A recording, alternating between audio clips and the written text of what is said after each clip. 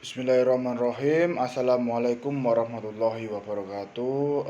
Nama saya Singgi Dwi Andika dengan NIM akhir 425. Di sini saya akan menjelaskan materi tentang hubungan teori pembagian kekuasaan dengan demokrasi dan lembaga negara di Indonesia.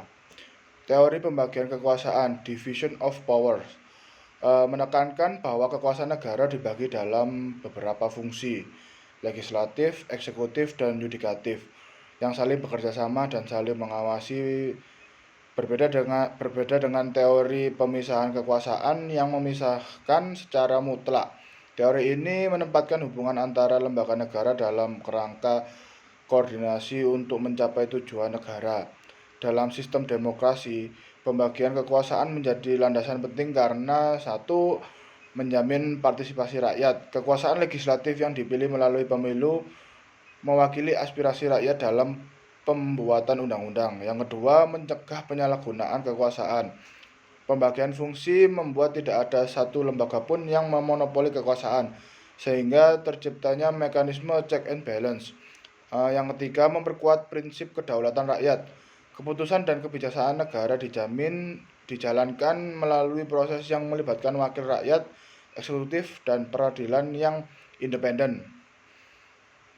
Di Indonesia, pembagian kekuasaan diatur dalam Undang-Undang NRI 1945 pasca amandemen yang membagi dan mengatur fungsi kekuasaan negara sebagai berikut. Legislatif yang berisi MPR, DPR, dan DPD berfungsi membuat undang-undang, menetapkan kebijakan strategis, dan mengawasi jalannya pemerintahan. Eksekutif yang diisi presiden dan wakil presiden dibantu menteri-menteri menjalankan pemerintahan dan melaksanakan undang-undang. Yang selanjutnya yudikatif yang ada di dalamnya Mahkamah Agung, Mahkamah Konstitusi, dan Komisi Yudisial menjalankan kekuasaan kehakiman yang merdeka. Yang selanjutnya eksaminatif, Badan Pemeriksa Keuangan memeriksa pengelola dan tanggung jawab keuangan negara.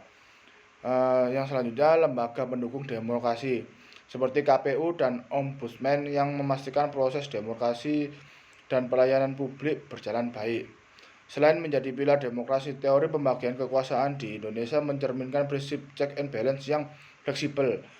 Dalam praktiknya, meskipun masing-masing lembaga memiliki fungsi utama, seringkali terjadi overlapping authority atau tumpang tindih kewenangan yang justru memperkuat mekanisme pengawasan. Misalnya DPR memiliki fungsi legislasi, tetapi juga berperan mengawasi jalannya pemerintahan. Presiden memegang kekuasaan eksekutif, namun itu ikut mengajukan rancangan undang-undang bersama DPR.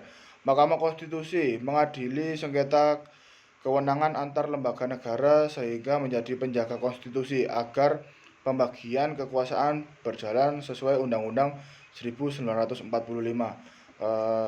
Sekian dari saya. Wassalamualaikum warahmatullahi wabarakatuh.